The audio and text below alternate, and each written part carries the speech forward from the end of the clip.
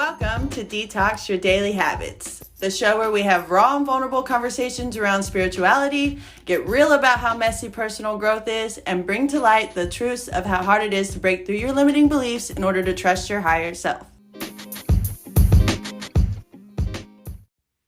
Hi guys, welcome to our first episode.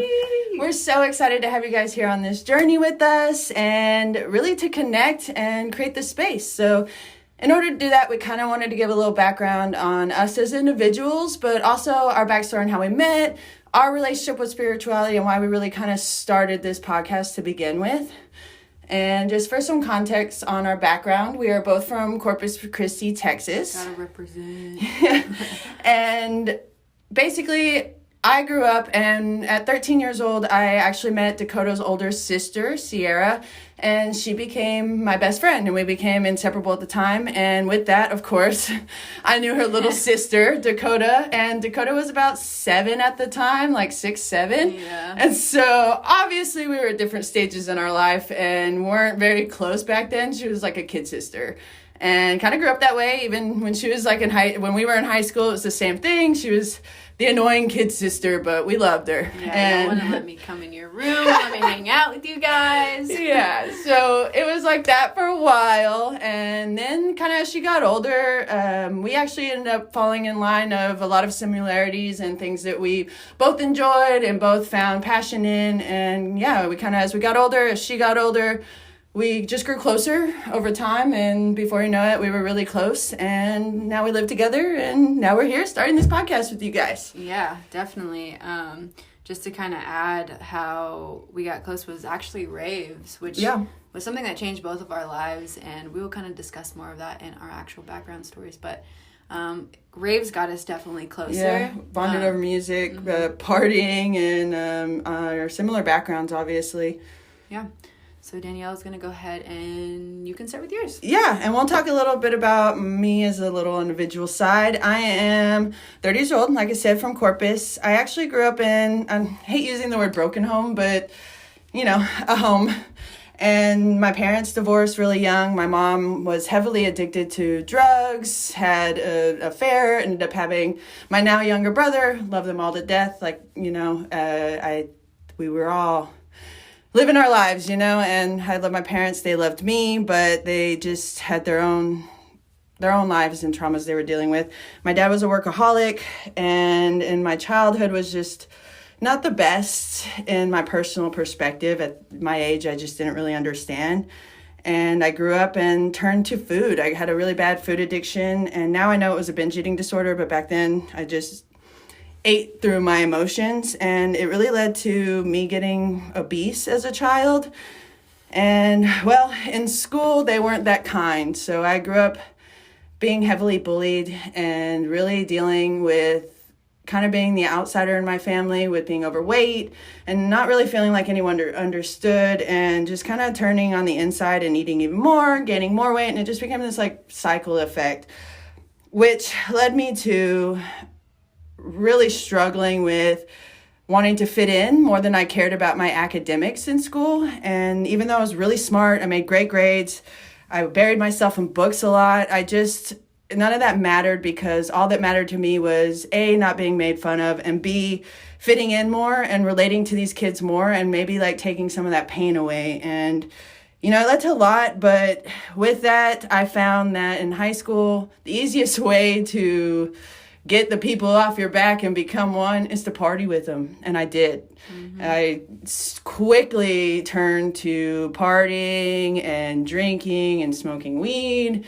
and really anything that could get me in the cool kid crowd. And unfortunately, it was partying, and I did slip, and my grades started to slip. I started to care less and less about school and less about my AP classes and my extracurricular. I just really dropped out of caring and instantly just wanted to party, and it became my persona. It became who I was. That's it. And I just kind of like continued in this lucid state throughout high school, graduated, and was even more freaking lost and didn't know what to do. I was being heavily pressured for college, and I did not know what the hell I wanted to do with my life. I didn't know what I would want to go to college for.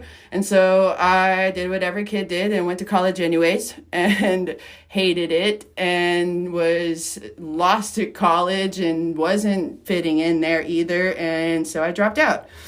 And in dropping out, my parents kind of disowned me in a way, and I had to move in with my boyfriend at the time. I was miserable, still overweight, still didn't know what to do, and I kind of ran away in a sense to Hawaii, which everyone, you're like, oh yeah, that sounds awesome, which it was. It was the best decision of my life, but I definitely moved there thinking that my environment would change my life and that would bring me complete happiness, and it didn't.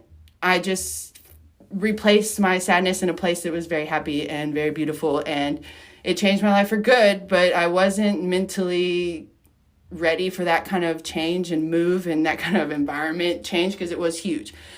But when I moved out there, I ended up finding solace again in partying and connecting with my coworkers through drinking and going out. And which is kind of just attests to the fact that your environment isn't what changes you. It's the inside. You can't just keep running from your problems. Yeah, absolutely. And I kind of spent my life running from my issues and blaming it all on my weight. I really did blame my whole entire life on my weight. And I let that limit my entire future for a long time. And in Hawaii, I actually struggled to make friends because I was also overweight. And, people treat you differently. It's not as easy. Not everyone wants to be your friend. Not everyone wants to have the fat friend around. And that's on facts. It sounds crazy, okay, but it sounds shitty, but it really is harder. And I had anxiety about it. And when people to introduce you as the big girl, it makes you even more anxious to meet new people. And drinking really helped me with that. I was drunk, you don't care, Mm-hmm. And so in that, I ended up meeting a group of people out in Hawaii that went to raves. At the time, I had no idea what a rave was. I didn't know anything about the music. Didn't even know I was really into rap at that time in my life. I didn't know if I would want any of this techno deep music, but went to one event, and it changed the course of my life forever. I fell in love with the music scene, not just for what you would think. Yes, drugs were involved in my story. I definitely, the first time I rolled, I had never felt that kind of high, and it was in my mental state. It saved me, honestly, in a place where it gave me a different outlook, and it introduced me to a group of people that didn't care what you look like, didn't give a shit. And especially, this was 2013, so the rave scene was also a little different than it is now, and it was a very underground thing. These huge festivals, no one even knew what I was talking about when I first went to EDC, and I just found a community of people that looked past all of what I considered faults and just cared about me as a person. And the music caught my attention real quick, and I was hooked instantly with the way that my favorite songs could be remixed and put in different beats. It was just a whole different scene for me. So I really kind of fell in love with it, but also became addicted to it. And it became my whole... I just wanted to go to festival after festival. I wanted that feeling every day, all day. I wanted to just escape my reality into this community of people that didn't care and just had fun and just loved each other for who we were. And it just really changed everything for me. But in my mind, it gave me a more positive, something to look forward to, something to do. And honestly, in the beginning of my fitness journey that I'm going to talk about here in a minute, it really did give me motivation to lose weight, to look cute in outfits. The music motivated me to continue my workout. So it really did benefit me in a lot of ways. But it also allowed me to turn to more of a harder drug and more drinking and more partying to kind of cope with my reality. And doing that whenever you're already kind of overweight and you're drinking, you're partying a lot, you're eating whatever you want, I ended up gaining a lot of weight when I lived in Hawaii. And I got to a point where I was almost 300 pounds, and I was super depressed through it all. I was spending my money. I wasn't making any kind of forward growth movement. And it was really a hard time for me. And I knew that I couldn't stay in Hawaii any longer, or I would drive myself into the ground. So I made a really hard decision. I had to call my parents and have them bail me out and bring me back to live at home again at 24 years old and work for my dad. And I had no money. I was extremely overweight, and I was in a place where I didn't know if I really wanted to continue. And it was hard. But in that, one night I was staying up late watching an infomercial, and I actually came across an old Shaun T25 infomercial. And if you don't know who that is, he's a trainer. He works for Beachbody is the program. It's under the company. And it really just changed my life. In that small infomercial, something in what he was saying, something in it, it resonated with me. And I knew in that moment that I needed to do that program, and I needed to take care of the one thing that was always holding me back, and that was my weight. I had to change my relationship. And at the time, I was only focused on the physical problem and not really the mental problem behind it. So it did change my life in a sense that it got me on my first leg of my fitness journey, where I lost a bunch of weight for the first time. I was able to have a relationship with the workout that I never thought I was able to. And it gave me the confidence and the realization to know that I wasn't stuck in this position forever. I could change it. I had the power to get up off my ass and work out and change my relationship with food and change all of that. The only problem is that I thought that changing my weight and getting skinny would ultimately change my entire life and make me love myself automatically, be happy automatically, and just automatically go into this perfect life. And it smacked me in the fucking face when I found out that just wasn't it. I lost a bunch of weight. I got skinny. It came with a whole nother level of problems, a whole nother level of like backhanded compliments, a whole nother different like weird level of bullying, and put me in a weird mental space. And guess what I did? Went right back to that party lifestyle. And I partied back and forth. I roller coasted my weight. I never found something that really like helped me to realize that it wasn't my weight that was the problem really. It was my mindset and how I saw myself, and how even when I was skinny, I was picking myself apart and hating myself. And not only that, but I was so unfulfilled in my career. I was a waitress for my dad at his restaurant. It was a career I never wanted. It was something if you would have told me I was doing when I was 15, I would have laughed at you, because I just had such bigger plans for myself than being a server.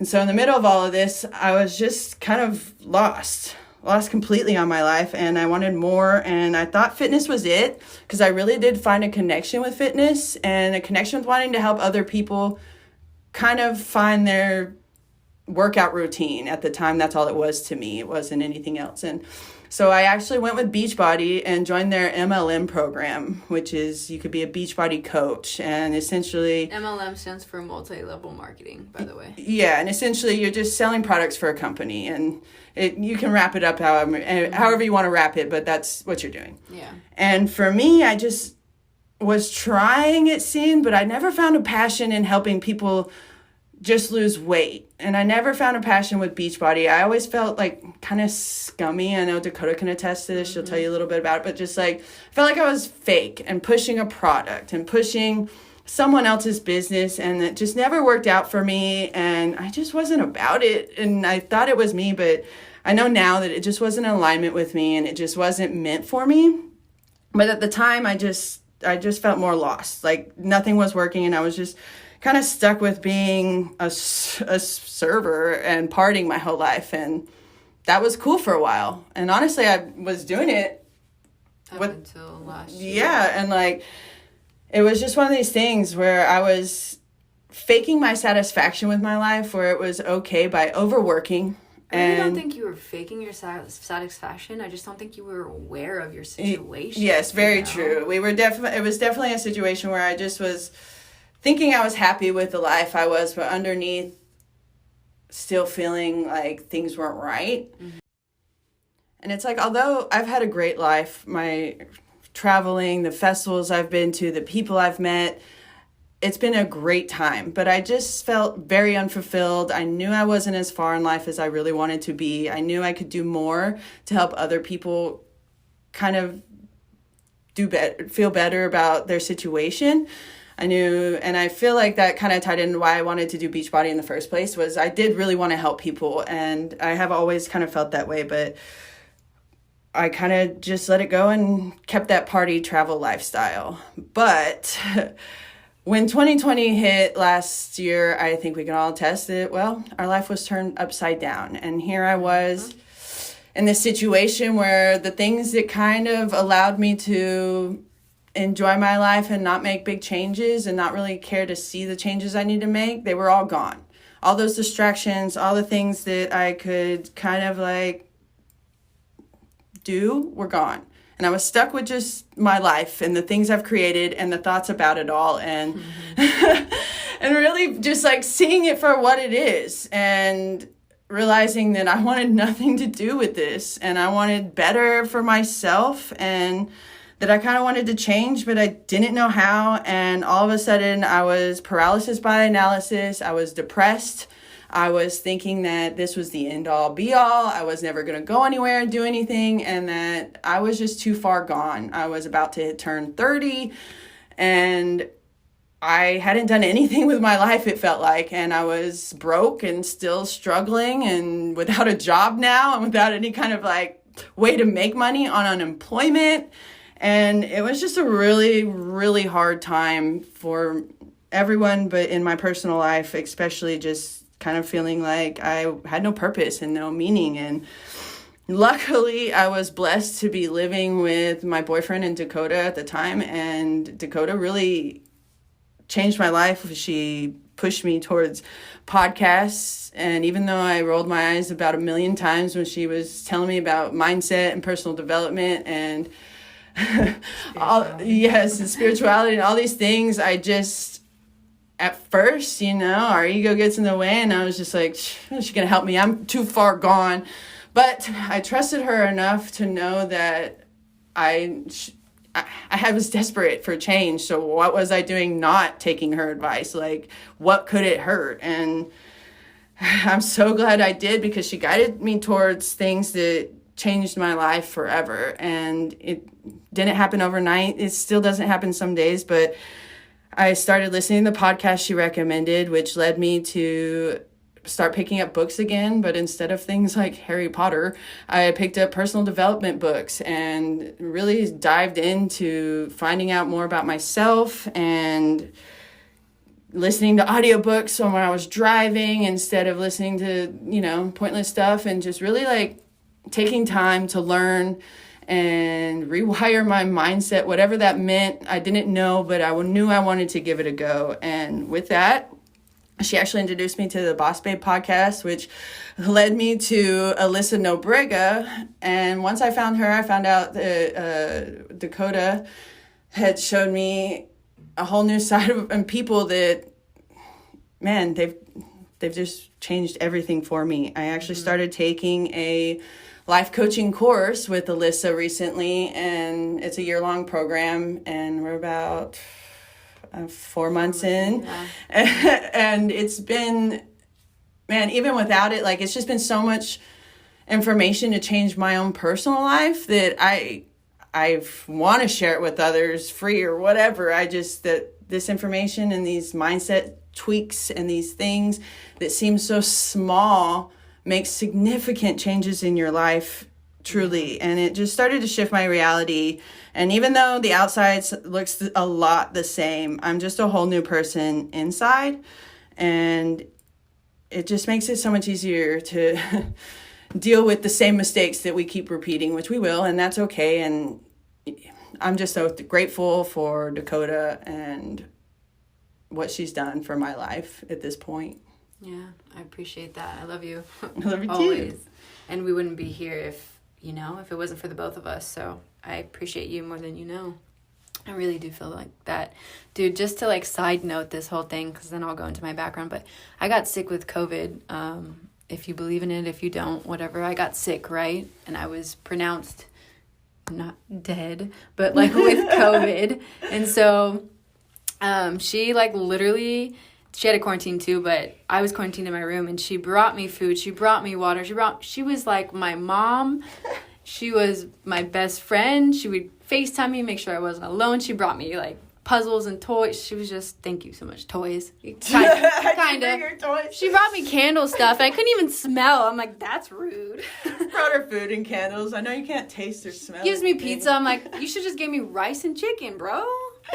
Okay, but so a little bit into, I guess, my background is definitely very similar to Danielle's, but I grew up in a very loving home. My family was great. I have 2 sisters and a brother who's a half brother, but you don't see people like that. So I grew up in this loving home. However, with loving homes and being the youngest, I did have this extreme pressure to always do better. Do better than my parents, do better than my siblings, just all around do better. And I feel as if because of this pressure, I feel that dance helped me, and I started, getting more into it. I started, putting on talent shows for my family, and, from a very young age, they were telling me I'd be a dancer, and I loved the idea of it, right? It's beautiful. Childhood is beautiful. But along with that, I think dance helped me more with a coping mechanism because I grew up with an alcoholic father who was in and out of prison, pretty much a single mom. And as he was in and out of prison, my mom had to take care of us. It was, hard times. She's a superwoman, and I appreciate that woman so much. But my dad finally got out of this rehab this last time because, like I said, it was a constant thing in my life. He got out of rehab and he finally got sober, right? So he gets sober. It's about, I want to say 7 years. Don't quote me on that. It might have been a little less, might have been a little more. I need to ask my mom. But he got sober for about 7 years, and I finally felt like, our family's coming together, and finally, we're doing good, and no alcoholism is, affecting us. So I felt like finally my life was getting better, right? Our family was getting better. We were whole again. And then my dad develops cancer. Now, that was hard for me. And although during this time I think about a junior in high school, I had been partying already, but I think hearing cancer made me party even more. And it made me turn a blind eye to the fact that my dad even had cancer. We were all in denial, this is sad, but sometimes my dad would be like, well, when I'm gone, I'd be like, Dad, you're not going to go anywhere. You're going to be here forever. I was still in that mindset of oh, that's not going to happen. That's not going to happen.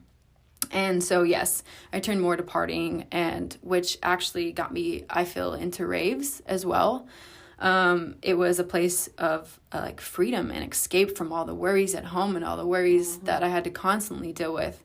And these people that loved me for who I was and who I am. And I did grow up with a little bit of body shaming and body dysmorphia. I always felt I was bigger than I was.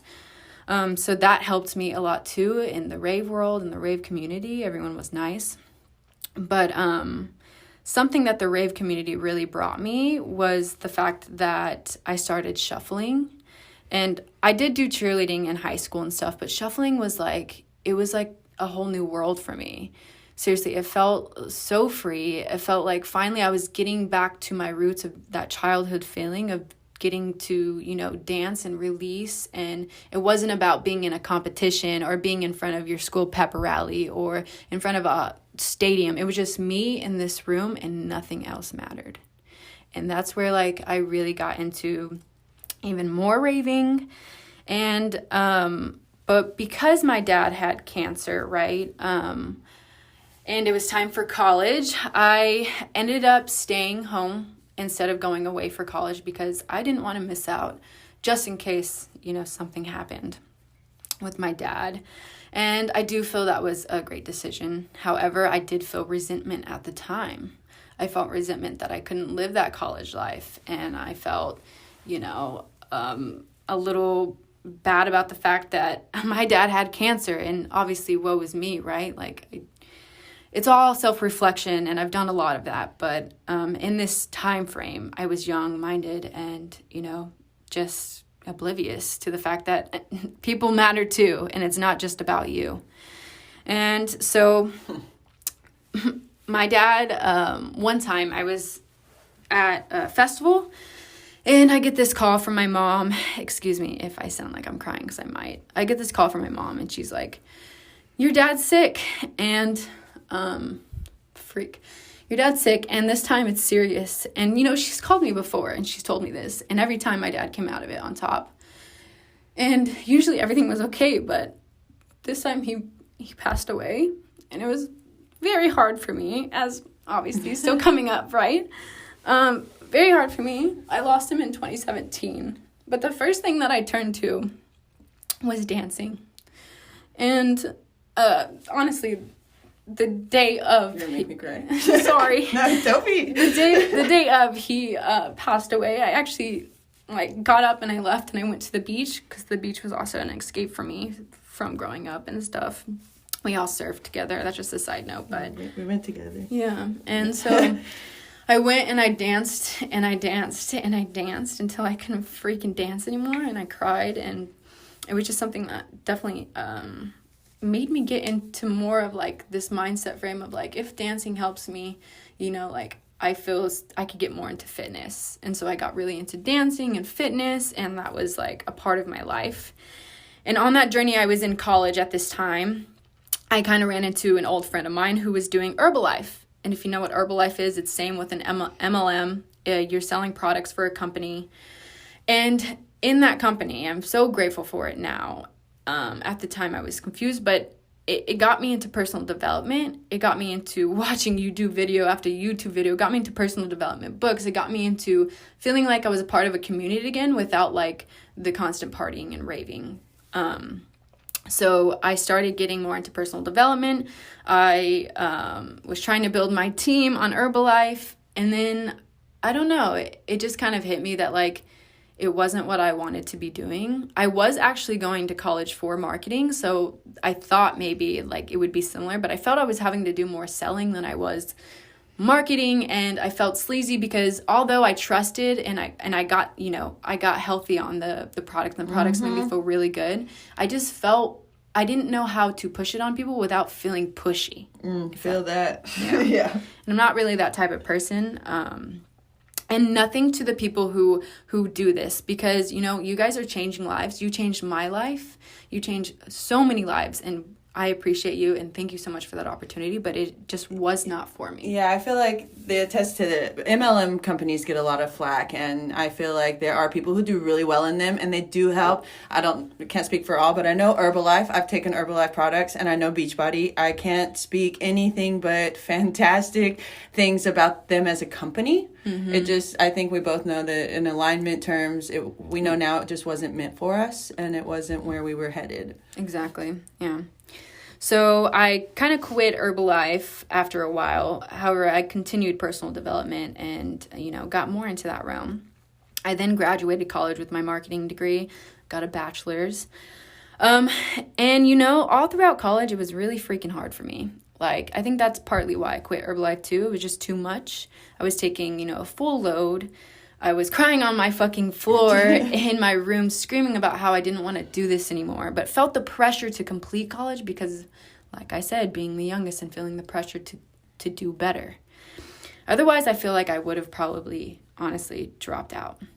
No offense to anyone who went to college and graduated and feel that they helped them a lot. I just feel I feel being out of college, I've learned so much more than I ever did in it. And that's a whole nother story, but I got out of college. Once I got out of college, I was like, okay, I'm getting out of this town. It gives me too many memories. It's the environment. So me and Danielle moved to Dallas, right? We moved to Dallas, and I'm like, all right, I'm going to find a marketing job. I'm going to get in corporate America. I'm going to climb up the ladder. I'm going to do all the things, right? I'm going to do everything society wants me to do. I look for jobs.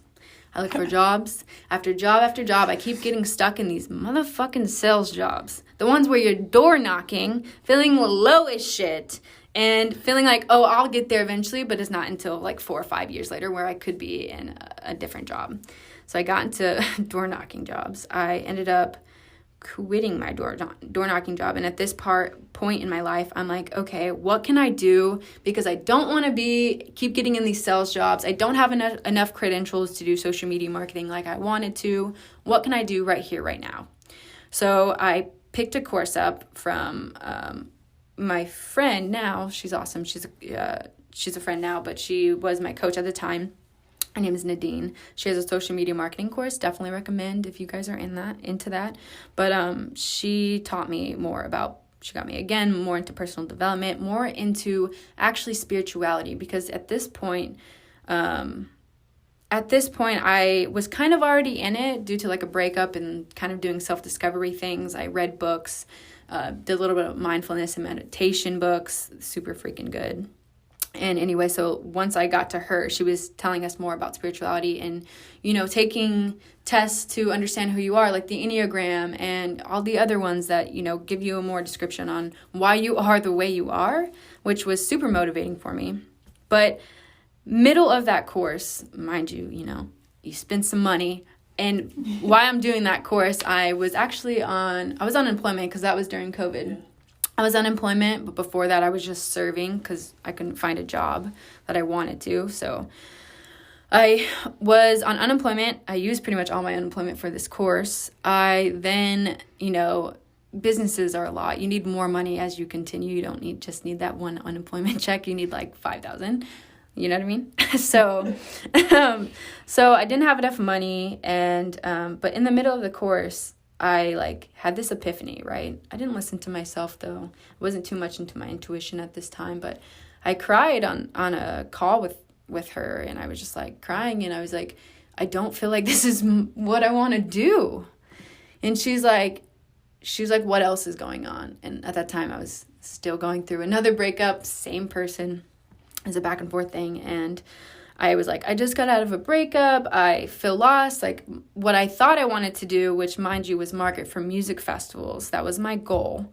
I wanted to market for music festivals. It was always my goal, actually, even throughout college. That's why I did marketing and continued to do marketing, because I felt like raves were such a thing that helped me in my life that if I could market and get other people to raves, then it would impact theirs too. I always wanted to be impacting lives, just in the way I wanted to. And so I then, told her about how I was feeling, still pushed through the course, still pushed through finding different people in Dallas that I could market for that were in the raving world. But after my first couple of clients, I was like, man, this truly isn't what I want to do. Although it's impacting their business, it's helping them. I feel like I have my own story, my own things to try and impact my own people. It's more than raving. And I didn't know this at the time, but it was more than raving, but it was never more than dance. And I feel like dance was always releasing my emotions, my inner work was actually put through dance. A lot of it, dance completely helped me. Shuffling, really. Then that community too helped me as well. But so at this point, when I quit my marketing job, my marketing business, I started my own business, right? I quit that, and I was like, well, what the fuck am I going to do now? Seriously, I was in this, Danielle can attest to this. I was crying all the time. I didn't know what the heck I was doing. I wanted to hold on to social media marketing because I was pushed in it from the beginning of college, right? I got the degree. I needed to be doing something in that realm. Otherwise, I didn't seem like I was accomplishing things in my life. And it was just really hard for me at the time. And then, so I went on this self-discovery journey, and still being a server, still being, actually, me and Danielle, which are still doing this, we're Instacart drivers. Yeah, delivering groceries. Grocery go-getters, baby. Heck yes. Yes, ma'am.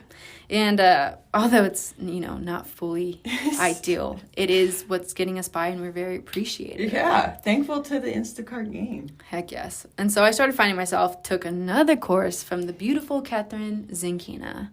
She's awesome. I started listening to her podcasts even before COVID.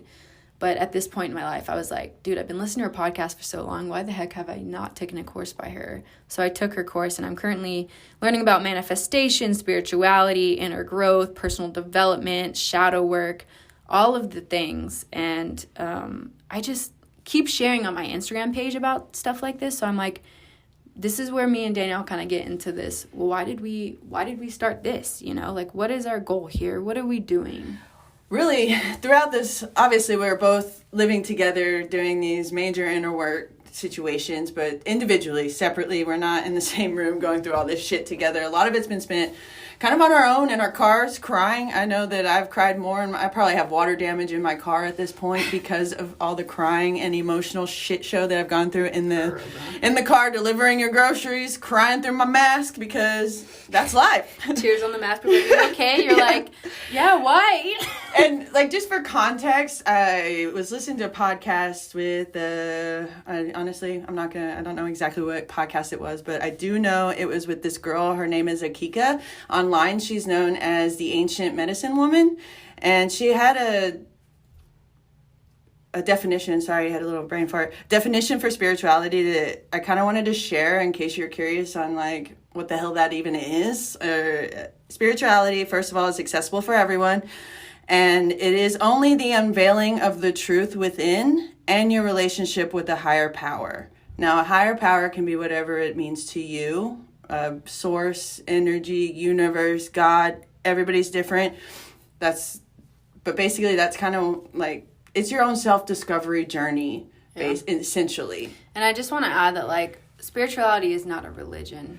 It's something you practice and it's something you do for yourself, but it doesn't attest, like, you can still be Catholic and still be spiritual, right? Spirituality is within being a Catholic. Spirituality is in being a Christian, being Buddhist, whatever you are spiritual in those aspects. And just like Danielle said, it's about like doing the inner work, being aware, being mindful of your life. Absolutely. Coming to this awareness that we are one, and, you know, no story is better than the other, better or worse.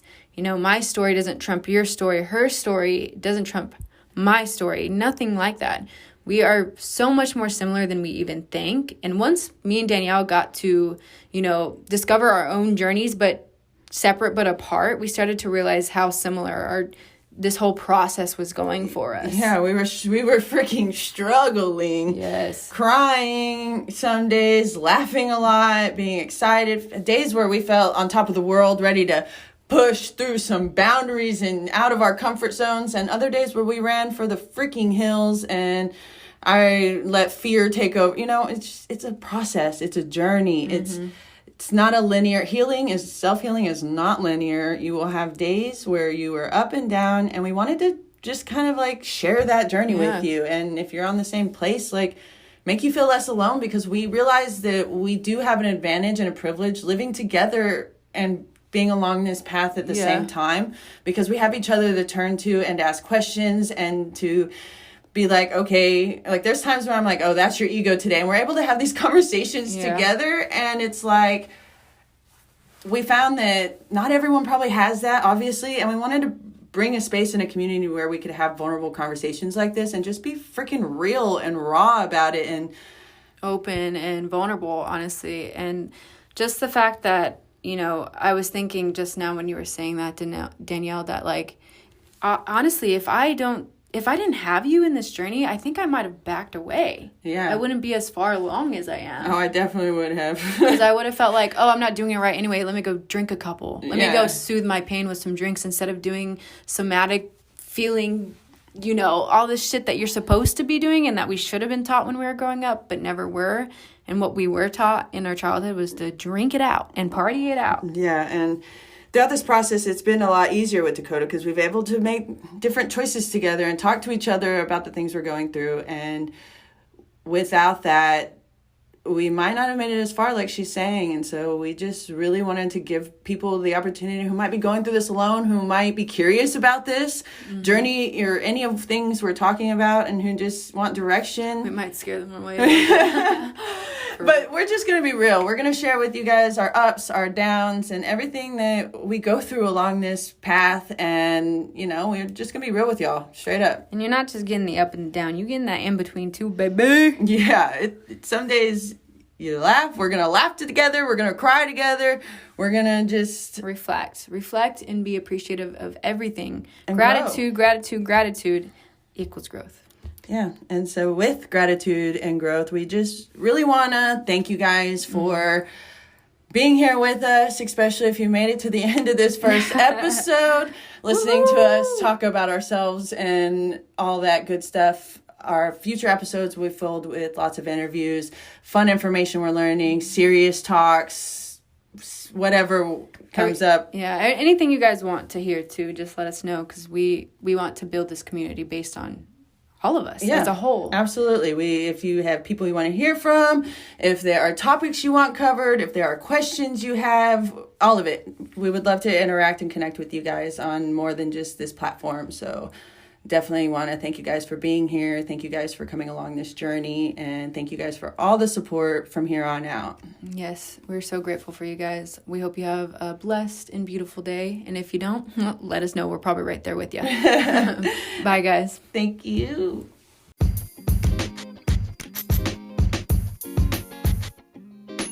Thank you for listening and being part of this process. We are so grateful to have you guys alongside this journey with us. If you resonated with this episode, please share it on your platforms and tag us at Detox Your Habits. We would love to hear your insight and any downloads you received when listening today. Be sure to subscribe to our podcast and leave a review letting us know what you'd like to hear next.